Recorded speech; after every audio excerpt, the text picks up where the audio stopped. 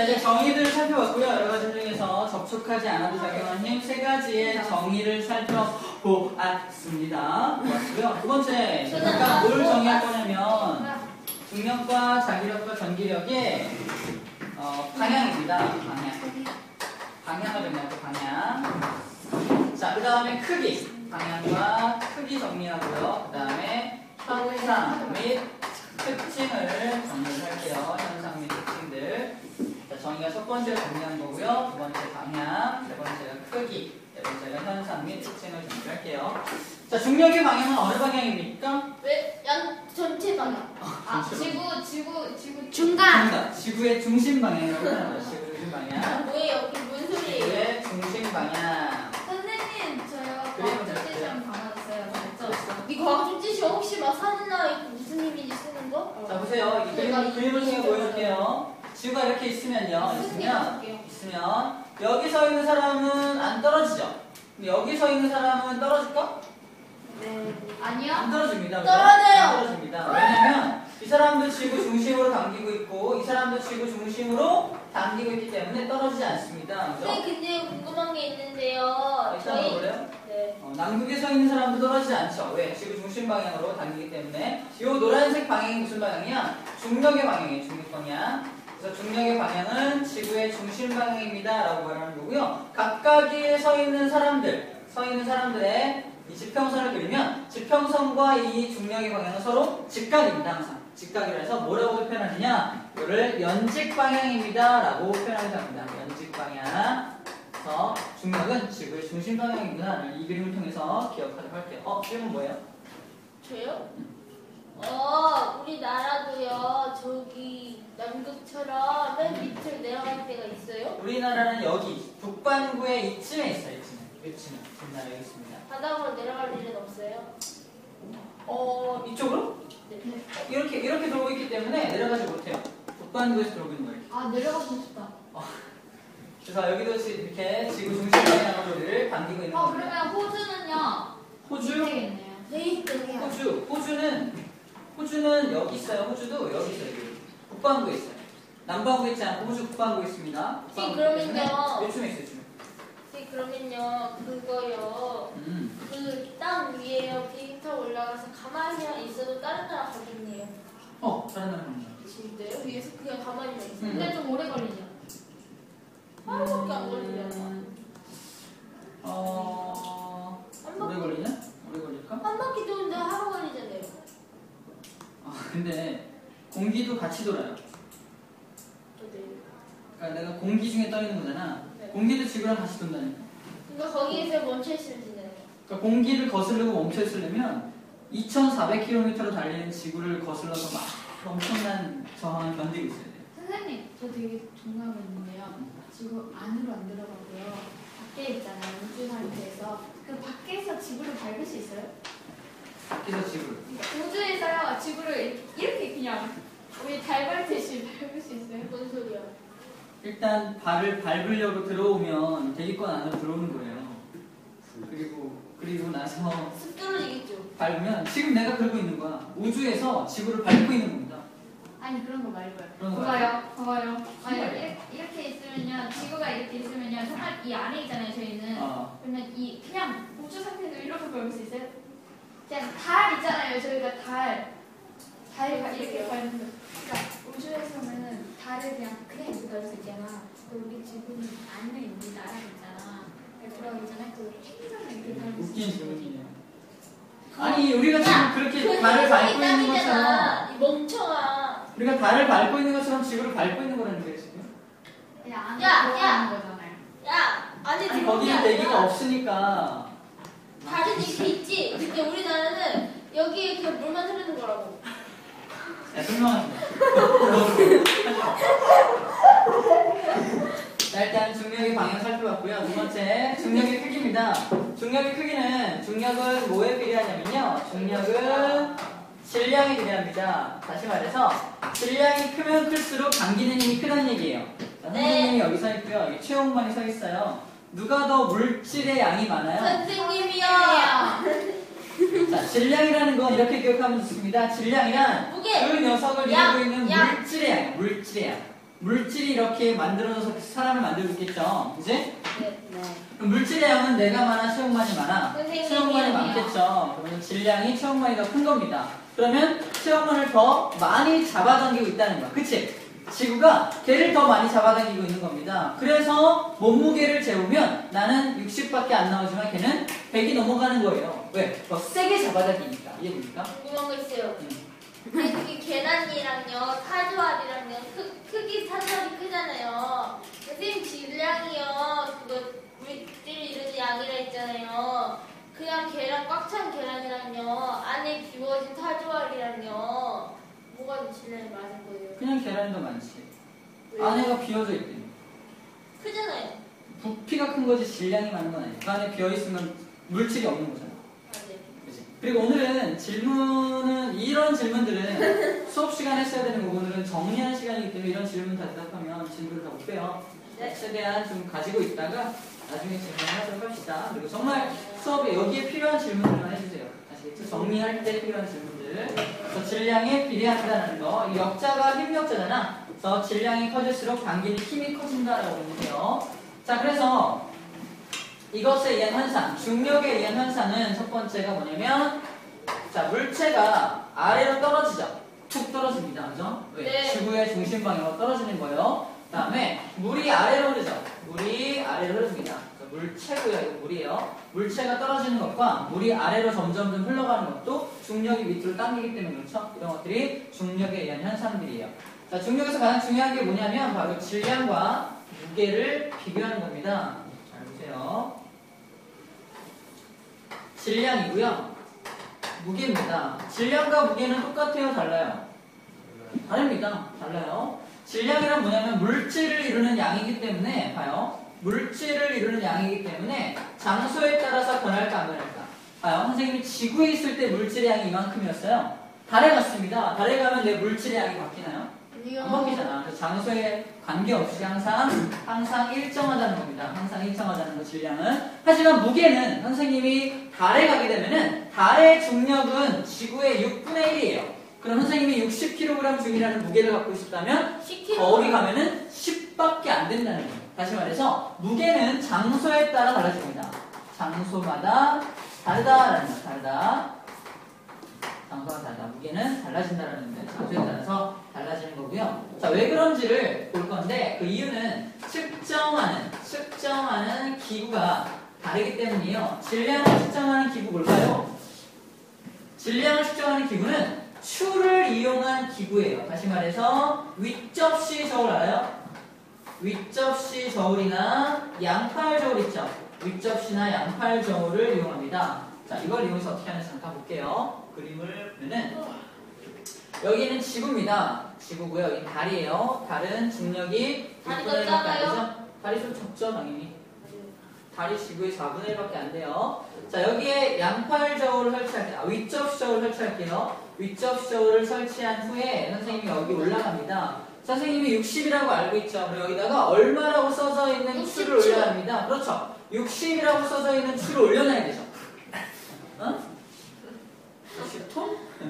그래서 질량을 측정하는 장치가 이거기 때문에 우리는 지구에서 이 녀석이 60이 올라간 걸로 봐서 이 녀석의 질량은 60kg이구나 라는 사실을 알 수가 있는 거예요. 자, 이 장치를 그대로 가지고 어딜 가느냐? 달에 갑니다. 달에 가서 똑같은 장치를 설치를 하는 거예요. 선생님이 왼쪽에 딱 올라갔습니다. 오른쪽에 얼마라고 써져 있는 추를 올려야 할까? 60. 정답 60입니다.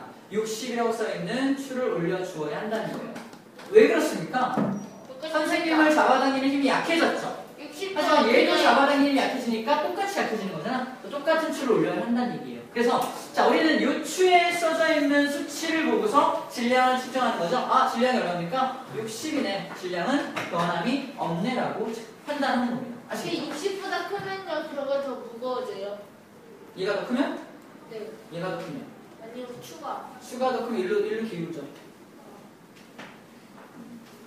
자, 이게 질량을 측정하는 기구에 대한 얘기고요. 자, 무게는 뭐로 측정할까?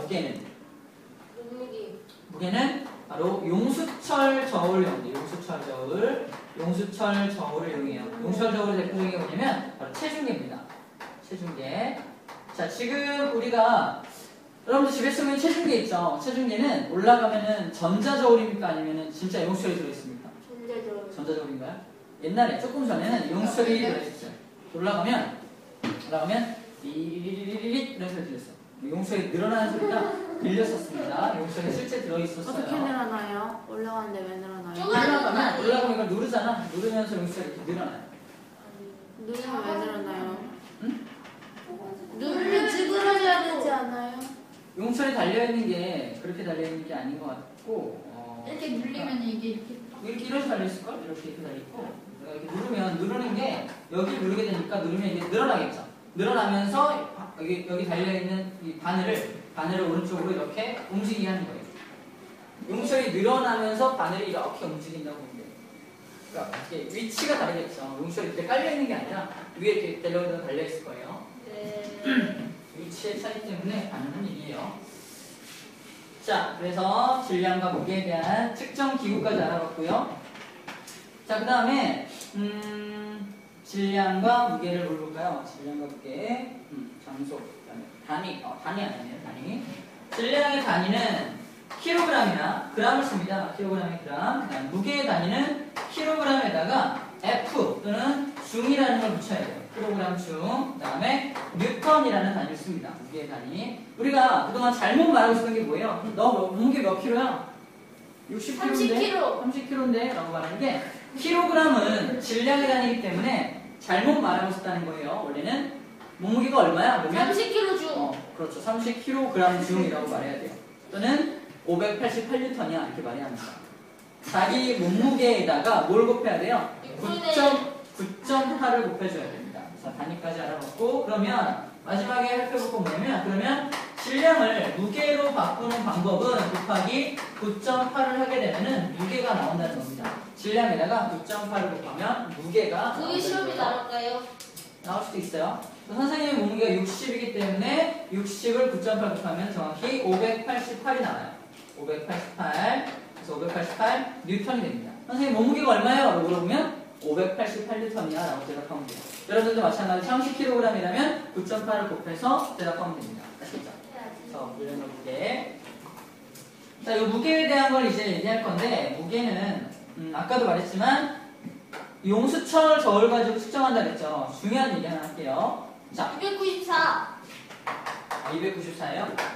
자, 우리가 지금 배우려고 하는 게 여러 가지 힘이잖아요. 힘이라는 건 어떤 효과를 보입니까? 힘의 효과. 힘은 첫 번째, 물체의 모양을 변화시킬 수가 있어요. 즉, 물체를 부러뜨리거나, 그렇죠?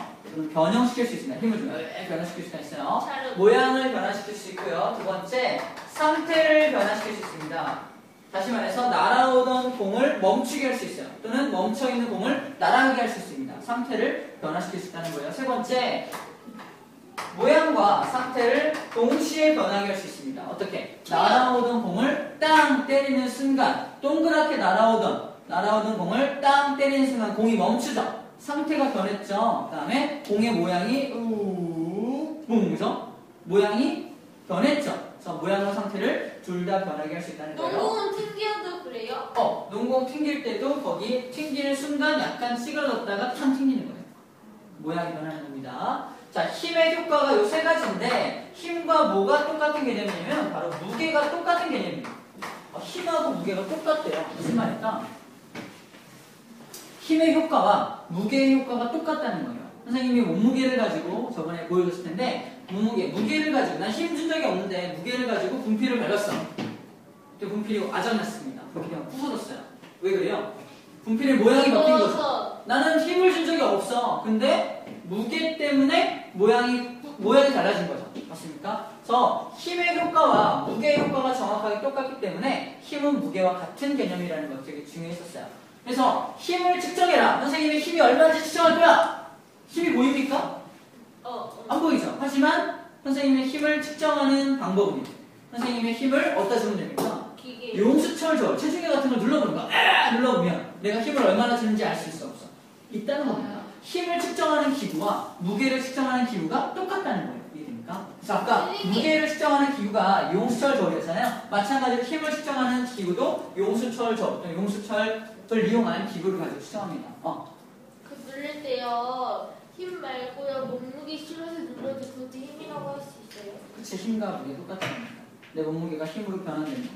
맞아요. 다시 볼 수 있어요. 자, 질량과 무게, 힘과 무게에 관련된 내용까지도 자, 한경으로 살펴봤네요. 여기까지가 중력에 대한 얘기예요. 중력에 대한 얘기. 어렵지 않죠? 중력에 대한 얘기고요. 자기력과 전기력은 되게 쉽습니다. 자기력과 전기력 아까도 말했지만 인력과 총력이 둘 다 존재한다. 공통점은 접촉하지 않아도 작용한다라는 거 그거 되게 중요한 얘기고요. 자기력 보면은 자기력은 뭐 다 했던 얘기들인데 약간 정의들 얘기했었죠? 정의도 있었고 어디다 이용되는지만 보면 이거 가깝다. 또 한 가지 이거 봅시다. 자기력과 전기력의 공통점 정리해볼까요? 공통점 첫 번째 접촉하지 않아도 작용한다는 거죠. 두 번째 공통점 뭡니까? 인력과 총력이 둘 다 있다는 게 공통점이에요. 세 번째, 자, 자기력과 전기력 똑같이 가까우면 더 힘이 세고요. 멀면 힘이 약해집니다. 그래서 가까우면 힘이 커지고요. 멀어지게 되면 힘이 약해진다는 게 자기력과 전기력의 공통점이 됩니다. 오케이. 그 다음에 각각 자기력과 전기력 똑같이 각각이 가진 자석의 힘이 클수록 자기력도 세지고요. 그 다음에 전기의 힘이 셀수록 전기력도 커집니다. 전기력과 자기력은 각각 가진 전기가 많을수록 전기력이 세고 각각 가진 자기의 힘이 셀수록 자기력이 세다라는 거 또 공통점이 될 수가 있겠네요. 차이점은 뭐 별로 없죠. 차이점은 얘는 자석 간에 작용하는 힘, 그러니까 자석과 세부치 간에 작용하는 힘이지만 얘는 전기립 물질 간에 작용하는 힘이다. 뭐 이런 것들밖에 차이점이 없고 대부분 공통점이 더 많습니다. 여기까지가 자기력과 공통점에 대한 얘기를 했어요. 오케이, 그러면 여기까지 해서 일단 자기력, 전기력, 그 다음에 중력까지 다 정리가 됐고요. 자, 하나 예를 들어볼게요. 하나 전기력과 관련된 얘기인데 자, 이 녀석 책에 나온 걸 할게요. 하나, 둘, 셋, 넷, A, B, C, D가 있습니다. A, B, C, D예요. A가 플러스라면 B는 무슨 정의일까요? 플러스죠. A가 플러스라면 B도 플러스죠. B가 플러스라면 C는 마이너스. C가 마이너스라면 D도 마이너스죠. 그래서 A가 플러스라면 B, C, D가 무슨 볼트인지 알 수가 있겠죠. 만약에 A가 마이너스라면 B는 마이너스, C는 플러스, D도 플러스가 되겠죠. 그래서 이게 뭐냐에 따라서 다 다른 것들이 결정이 된다는 거 찾을 수 있겠죠? 어렵지 않습니다. 오케이. 오른쪽에 문제를 풀어볼게요. 1번부터 10번까지 문제 스타트.